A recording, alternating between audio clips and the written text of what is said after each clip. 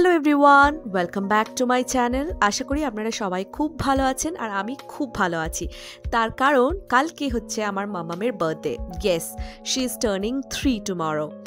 So সেই জন্য ঘরে কিছু একটা ছোট্ট সেলিব্রেশনের অ্যারেঞ্জমেন্ট আমি করতে চাই। আর সেই কারণে কিছু লোকজনকেও ডেকেছি, মানে আমাদের এখানে তো বিশেষ কোনো বন্ধু নেই, তো কিছু 2-3টে ইন্ডিয়ান ফ্যামিলি আছে, ওদেরকেই ডেকেছি।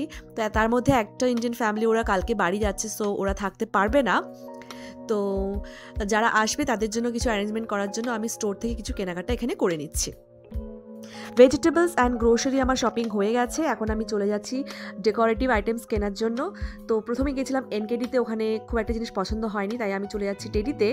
আর যাওয়ার পথে আমি দেখতে পেলাম এই ব্রাজেলসগুলো, যেগুলো ছোট্ট বাঁধাকপি এরকম দেখতে হয়। আর এই সব কিছুর সাক্ষী হলো আমার এই সাইকেলটা, এই হচ্ছে আমার পথ চলার সাথী। So now I have reach teddy.